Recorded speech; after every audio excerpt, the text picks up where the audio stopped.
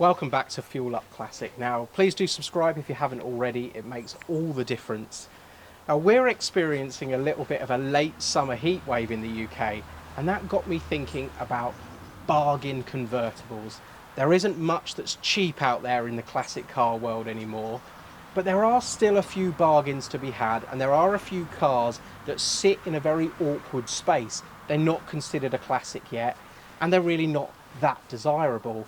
And I think the first generation Mercedes CLK is sitting firmly in the middle of that at the moment. But time is a funny thing, and we've all seen cars almost overnight become desirable and prices start to rise. And perhaps that's going to happen with the Mercedes CLK, but there's no denying that for now, these are really, really cheap. They offer practical open top motoring for not a lot of money at all.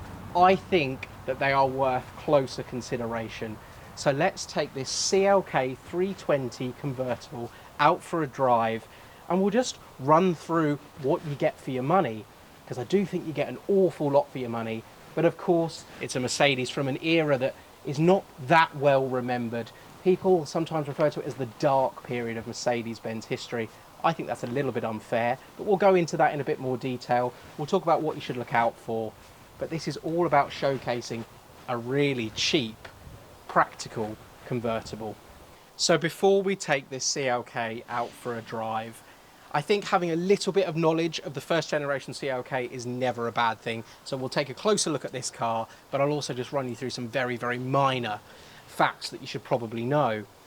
Introduced in 1997, production ran until 2003. This generation of CLK sold really well. I can remember when these cars seemed to be everywhere, but now you don't really see them. And I think there's a reason for that. They're not that fondly remembered. They've got to the point of being so cheap that they're almost throwaway cars. But that can have a great upside. It means that the ones that are remaining out there, and they're all still relatively plentiful, but there are a lot of really good ones. This was an expensive car when it was new, and there are still those cars out there that have been through one owner or two owners and they've been cherished. They're the ones that you want to be seeking out, because they really are a bargain for not a lot of money at all. But this particular car, I think, is a great sweet spot in the range, and it's worth noting that you could get this generation CLK with 4-cylinder engines, 6 cylinders, and indeed V8s as well. Now the V8s, I'm going to put them in a separate category. They were rare even when they were new. They're of course much rarer now, and they do command a significant premium over the more traditional, more common variants that you'll see here for sale in the UK. But this is the 320. It's the 6-cylinder one, mated to an automatic transmission. I think it's the pick of the bunch. It's plentiful, it's a reliable engine, it's tried and tested, it's silky smooth, and I think it just offers quite a lot for the money again, really. And the spec on this car. This was a super expensive car in the late 90s, and I'm still impressed by how much extras and gadgets and gizmos that this car has. It's a really, really well-spec'd car, and it's a lovely place to be. So, from as little as 1,500 quid and about £4,000 for the very best for something like this, you get an awful lot of car for your money. So let's just take it out for a drive on some of my favourite country roads. It's the perfect day for a convertible, and we'll just run through some of those things. But I'm not denying it's from a fairly dark period of Mercedes. There are some things to look out for on these, and we'll talk about that as well. And also, there's a couple of factors of why I think this car hasn't been that fondly remembered, but I think that may change in the future. Let's take it out for a drive and we'll talk more.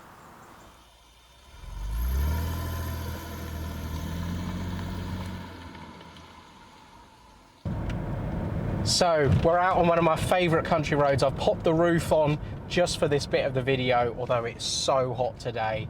But the first thing you need to think about with a CLK, and I guess the clue is in the name, but from the looks, especially from the front, the headlights and the rear lights, you would easily think that this is a car that's built on the E-Class platform, but it isn't. It actually uses the underpinnings of the C-Class of the era. So the car is smaller than you think. And that does show in the interior space.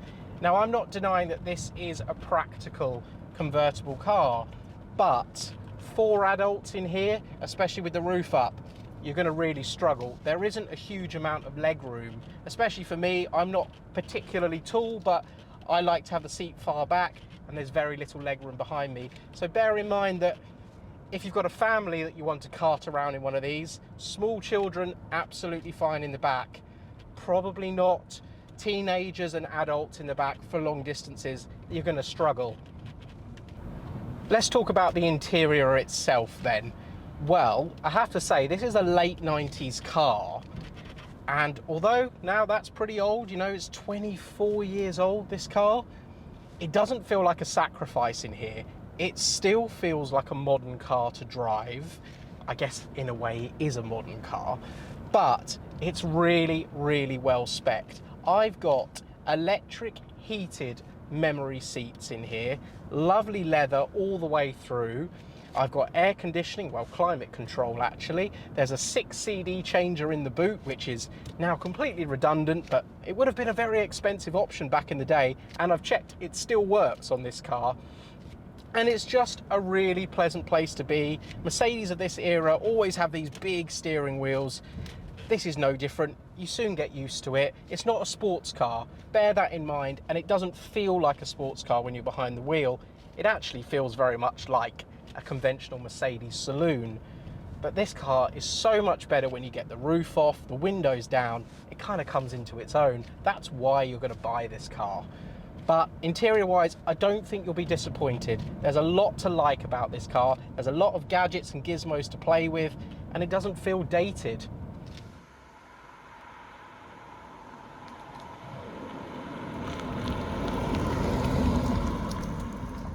The driving experience. Well, there's one word that keeps springing to my mind: pleasant. It's a pleasant place to be. It's not an outright sports car by any means, and I don't think it was ever designed to be perfectly honest, but it is a really relaxing place to be. It's incredibly comfortable. Visibility is good, not quite so good out the back with the roof up. You've got quite a small rear window, but that's the same with any car of this era. But the way it drives, silky smooth 6-cylinder petrol engine, plenty of performance. It really is, it doesn't feel like it's down on power at all. It's quite muted. It doesn't make a nice throaty exhaust note or anything like that. It just gets on with the job. It's nice and smooth. Yeah, it's very refined in here. Automatic gearbox on this one. Shifts really well. I haven't noticed it. You know, sometimes these old gearboxes can show their age and they're a bit clonky. No, goes through the gears fine. This car's done less than 100,000 miles and it has been well looked after, and it shows in every aspect, to be honest. But overall, a really pleasant cruiser to drive. And I think if you go in with that expectation, again, you won't be disappointed with this car. I've certainly been very pleasantly surprised with how well this car soaks up the bumps as well. We all have known convertibles, generally when they design a car to be a coupe and they end up chopping the roof off, it all goes a bit wibbly wobbly.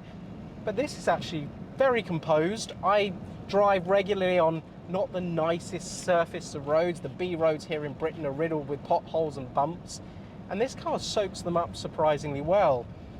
It's really quite nice. As long as you don't expect a sports car, it cruises along very, very happily. It's very unstressed, and it's just a relaxing, nice place to be. So it's worth noting that there are a handful of manual CLKs out there. They were never that popular here in the UK, and I have to say I've driven those and I don't like them. You may think differently, but Mercedes manual gearboxes in general, I just think they're notchy. They don't suit the type of car that it is, and the vast majority out there are automatics, and I think it suits the car very, very well.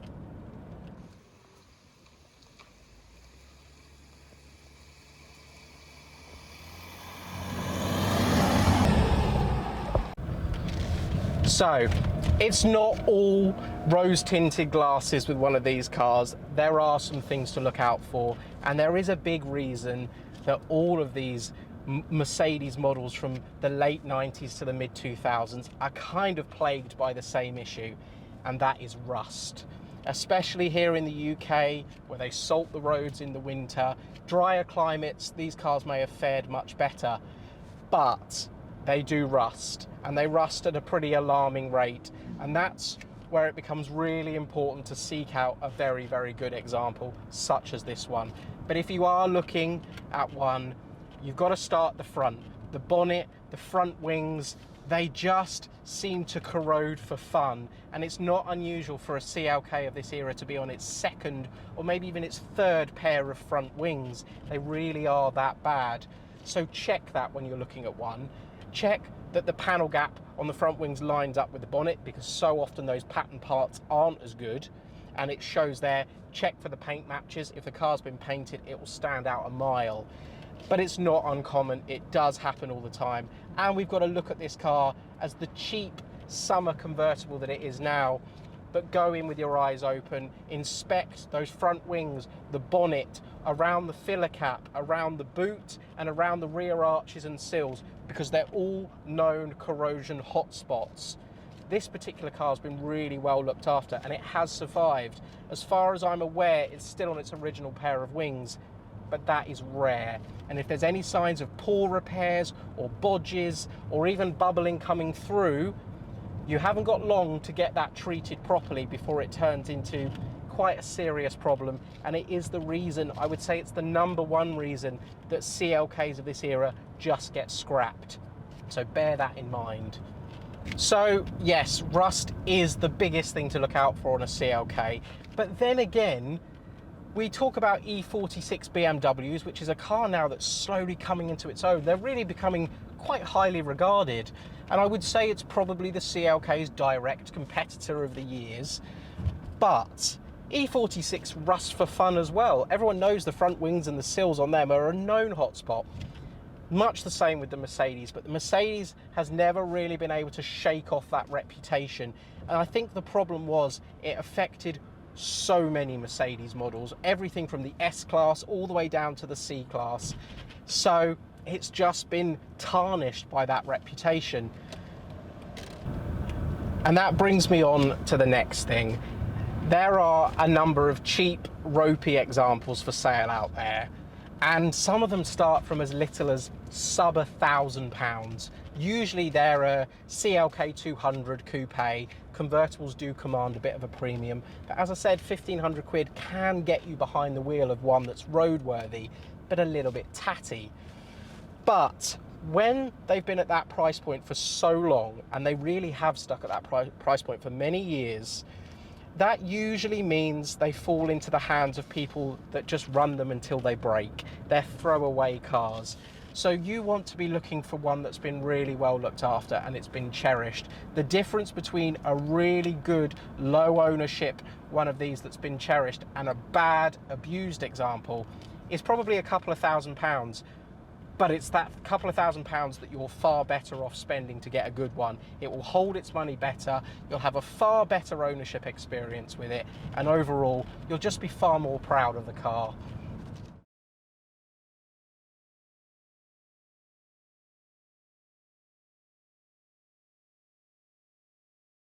And obviously, it goes without saying when these cars fall to such a cheap price point. This is still a Mercedes-Benz. They were a very expensive car when they were new. They need good specialist attention, and not all CLKs have received that in recent years. So check that service history. A good specialist will look after one of these for a reasonable sum, and they'll point you in all the right directions for what you should be looking out for to keep a CLK in tip-top condition. But that does cost money, and not everyone, if you're spending a cheap 1,500 quid on a car like this, wants to spend that kind of money. So just bear that in mind. There are the poor examples that have not been properly looked after are not the ones to go for. And a car like this, especially this one, is really well spec'd. As I said, loads of electrics, loads of gadgets and gizmos. You've got to be checking that they all work. Electric gremlins are not uncommon. And of course, you want to be checking the condition of that roof and check that the function, both closing and opening, works perfectly. Test it multiple times, because that can land expensive bills if it starts playing up. So I'll tell you some of the reasons why I think this first generation of CLK just hasn't become that desirable. And you might disagree with me, and feel free to let me know in the comments below if you think differently. But this car is kind of awkwardly placed.